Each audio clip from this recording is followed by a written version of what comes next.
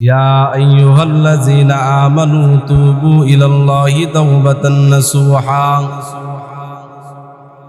আল্লাহ তাআলা বলেন, বান্দা আমার, জীবনে যত গুনাহ করছো গুনার দিকে অনুতপ্ত হইয়া লজ্জিত হইয়া আমি আল্লাহর কাছে তওবা করো, আমি আল্লাহ তোমার জিন্দেগীর সব গুনাহ মাফ করে দিব।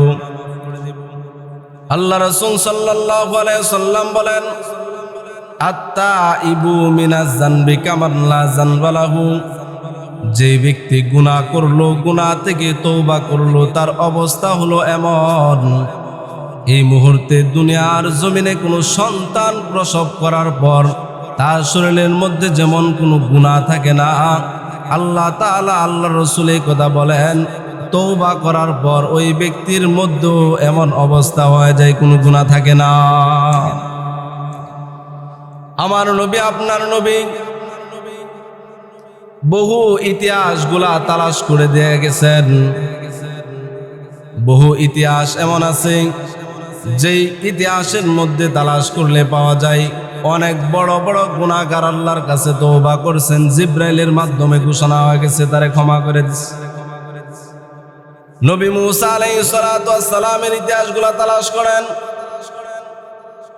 নবী মুসা আলাইহিস সালাতু ওয়াস সালামের জামানার মধ্যে এমন এমন নবীর সাহাবী ছিল যারা সর্বাবস্থায় গুনার কাজ করত, কিন্তু আল্লাহ তাআলা তাদেরকেও ক্ষমা করছেন তওবা করার মাধ্যমে। তওবার ঘটনা, তওবার ইতিহাসের মধ্যে এমন ঘটনাও পাওয়া যায়, মুসা আলাইহিস সালাতু ওয়াস সালামের জামানার মধ্যে সমস্ত মানুষ মুসা নবীর কাছে গেছে বৃষ্টি দেওয়ার জন্য আল্লাহ তাআলার পক্ষ থেকে। বৃষ্টি না হতে হতে জমিনের অবস্থা খারাপ হয়ে গেছে। সমস্ত মানুষ মুসা আলাইহিস সালাতু ওয়াস সালামকে গিয়ে ধরছেন, হে মুসা, আল্লাহর কাছে একটু দোয়া করো বৃষ্টি দেওয়ার জন্য, জমিন আদি সব ফেটে যাচ্ছে, এমন অবস্থা হয়ে গেছে। মুসা আলাইহিস সালাতু ওয়াস সালাম আল্লাহর কাছে দোয়া করলেন। আল্লাহ তাআলা বলেন, মুসা, আপনার এই উম্মতের উপর বৃষ্টি বর্ষণ করা হবে। আপনার সমস্ত উম্মতদেরকে নিয়ে মাঠের মধ্যে গিয়ে আমি আল্লাহর কাছে দোয়া করেন। যখন সমস্ত উম্মতদেরকে নিয়ে মাঠের মধ্যে মুসা আলাইহিস সালাতু ওয়াস সালাম দোয়া করতে আরম্ভ করলেন, আল্লাহ তাআলার পক্ষ থেকে বৃষ্টি বর্ষণ হয় না। কারণটা কি? মুসা আলাইহিস সালাতু ওয়াস সালামকে জিবরাইলের মাধ্যমে আল্লাহ তাআলা জানায় দিলেন, জিবরাইল,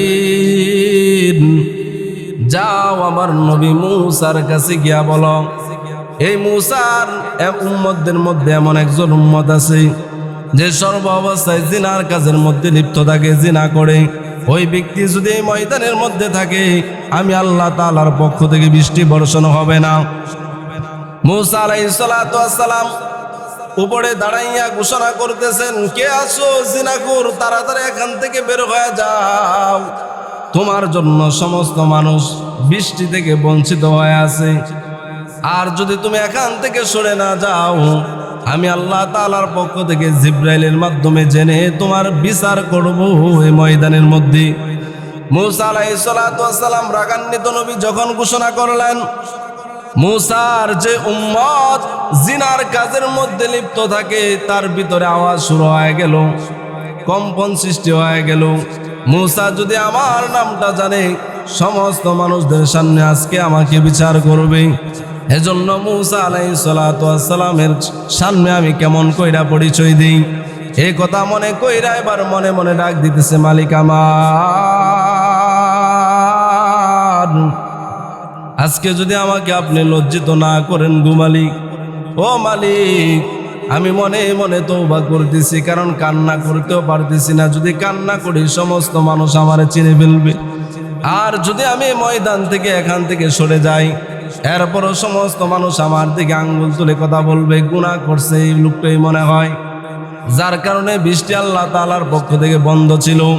এই কথা চিন্তা কইরা মনে মনে তওবা করছে। আল্লাহ তাআলা সঙ্গে সঙ্গে মুষলধারে বৃষ্টি আরম্ভ করে দিয়েছেন। মুসা আলাইহিস সালাতু ওয়াস সালাম এবার ডাক দেয়া কয়, আল্লাহ, আপনি বলছেন গুনাহগার এমন একজন মানুষ এখানে আছে, যার কারণে আপনি বৃষ্টি বন্ধ করে রাখছেন। ওই মানুষটা এখান থেকে সরে নাই, কিন্তু আপনি বৃষ্টি কেন দিলেন? আল্লাহ তাআলা মূসা আলাইহিস সালাতু ওয়াস সালামকে ডাক দেয়া কয়, মূসা, যেই বান্দার ব্যাপারে তোমারে আমি নালিশ করছিলাম, তোমার কাছে আমি বলছিলাম, ওই বান্দা মনে মনে আমি মালিকের সঙ্গে তওবা করে, আমি মালিকের কাছে তওবা করে শুধরায় গেছে, যার কারণে আমি আল্লাহ তাআলা বৃষ্টি দিয়ে দিলাম।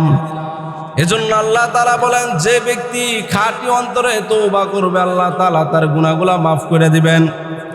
ও দুনিয়ার মানুষ, শুধু এমন নয়, বহু ঘটনা, এমন এমন ঘটনা উল্লেখ করা হয়েছে কিতাবের মধ্যে। অনেক বড় বড় পাপ থেকে আল্লাহ তাআলার কাছে তওবা করার পর ক্ষমা করে দিয়েছেন। আল্লাহ তাআলা এমন এমন মানুষকে ক্ষমা করছেন, কিতাবের মধ্যে পাওয়া যায়, গুনাহ করতে করতে জীবন ধ্বংস করে দিয়েছেন, তারও আল্লাহ মাফ করে দিয়েছেন। আমার নবীর একজন সাহাবী যুবক মানুষ আল্লাহ রাসূল সাল্লাল্লাহু আলাইহি সাল্লামের কাছে আসলেন, এসে বলতেছেন, ইয়া রাসূলুল্লাহ, ইয়া হাবিবাল্লাহ, নবী গো, এমন এমন গুনাহ আমার জীবনে করছি, আমার মনে হয় আল্লাহ আমার জীবন আর কোনোদিন ক্ষমা করবে না। আমার নবী ডাক দেয়া কয়, যুবক, কি গুনাহ করছো? কোন গুনার কারণে এমন ভাবে বলতেছো? আমার মালিক তো এমন একজন মালিক, যত গুনাহ করুক না কেন তারেও পর্যন্ত ক্ষমা করে দেয়। আমার নবীর সাহাবী এবার ডাক দেয়া কয়, ইয়া রাসূলুল্লাহ, ইয়া হাবিবাল্লাহ, আমি আপনার এই এলাকার একজন মানুষ, এমন গুনার মধ্যে আমি লিপ্ত আছি গো নবী। ও গো নবী, এ সমাজের যে মানুষগুলা দুনিয়া থেকে বিদায় হয়ে যায়, তার আত্মীয় স্বজন, তার প্রতিবেশী সবাই মিল্লা গোসল করাইয়া যখন তারে কাফন দাফন করাইয়া কবরের মধ্যে রাখা হয়, আর আমি রাতের বেলা গিয়া কবরটা খনন কইরা ওই কাপড়গুলা আমি তার শরীর থেকে খুইলা বাজারের মধ্যে বিক্রি কইরা আমার জীবন পরিচালনা করে আমার জীবন চালাই। ইয়া রাসূলুল্লাহ, ইয়া হাবিবাল্লাহ, নবী গো, বহুদিন ধরে আমি এমন কাজ করতেছি গো নবী, কোনোদিন আমার মধ্যে কোনো অনুশোচনা হয় না, কোনোদিন আমার মধ্যে এমন কোনো চিন্তা ভাবনা হয় না, কিন্তু আজকে আমার সঙ্গে এমন একটা ঘটনা সংঘটিত হয়েছে, যে ঘটনার কারণে আমার ভিতরটা বর্ণার আমার আমার মনে হয় আল্লাহ তাআলা আমার জীবনে আর কোনোদিন আমার এই গুনাহগুলা মাফ করবে না। আমার নবী, আপনার নবী ডাক দেয়া কয়, ও যুবক, কোন গুনাহ, কোন কারণে, কোন ঘটনার কারণে তোমার এমন মনে হয়? বলে, নবী গো, আমার এলাকার মধ্যে সবচাইতে সুন্দরী একটা নারী, তার চেহারা অনেক সুন্দর, কোনোদিন আমি দেখি নাই, এলাকার মানুষ কেউ দেখে নাই, পর্দা মতো চলতো। ওই মেয়েটা যখন দুনিয়া থেকে বিদায় হয়ে গেল, অন্য অন্য কবরের মতো তার কবরটাও আমি খনন করলাম, তার কবরের মধ্যে নেমে তার শরীরের কাপড়গুলা, 5টা কাপড় আমি নিয়ে আসলাম। যখন আমি কাপড়টা নিয়ে কিছু দূর চলে আসলাম, শয়তান আমারে ডাক দেয়া বলেন, এ বুকা, এমন একজন সুন্দরী নারীর শরীর থেকে কাপড়টা নিয়ে আসলা, একবার তাকাইয়া দেখলা না, তার চেহারার দিকে তাকাইয়া দেখলা না।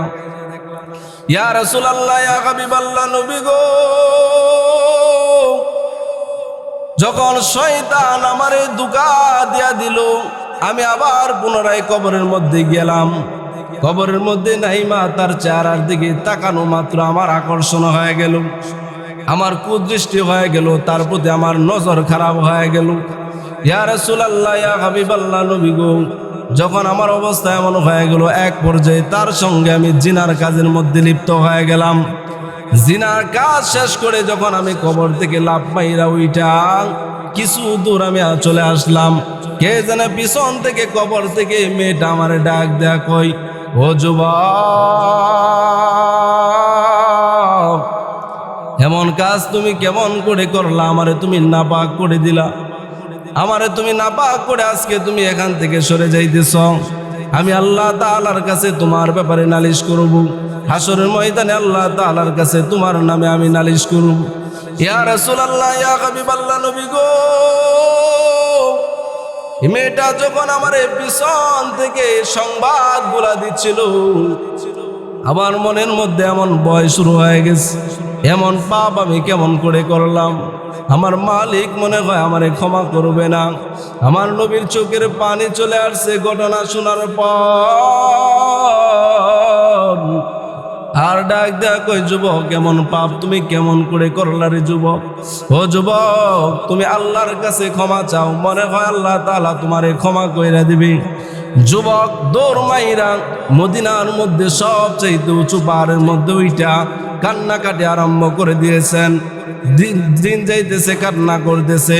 একদিন আর 2 দিন 3 দিন নয়, 40 দিন পর্যন্ত কান্না করার পর জিব্রাইল আলাইহিস সালাতু ওয়াস সালাম এসে বলেন, ইয়া রাসূলুল্লাহ, ইয়া হাবিবাল্লাহ, নবী গো, ওই যে আপনার কাছে একজন যুবক নালিশ করেছিল তার গুনার ব্যাপারে, ওই ব্যক্তির কান্নার কারণে, ওই ব্যক্তির তওবার কারণে আল্লাহ তাআলা ওই ব্যক্তিকেও পর্যন্ত ক্ষমার ঘোষণা করে দিয়েছেন। এজন্য গুনার কাজ করার পর যদি কোনো মানুষ অনুশোচনা হয়, এমন গুনার কাজ হয়ে গেছে, যদি এমন ভাবে তওবা আল্লাহর কাছে করতে পারে, তাহলে আল্লাহ তাআলা যত বড় গুনাহগার হোক না কেন তার সমস্ত গুনাহ সঙ্গে সঙ্গে আল্লাহ তাআলা মাফ করে দেন। এজন্য আল্লাহ তাআলার কাছে যাই হোক না কেন, গুনার কাজ হয়ে গেল, যেই গুনার কাজ হোক না কেন, আপনি যেই গুনাহ করেন না কেন, আল্লাহ তাআলার কাছে তওবা করবেন, আল্লাহ তাআলা আপনার সব জিন্দেগীর সমস্ত জিন্দেগীর গুনাহ মাফ করে দেন।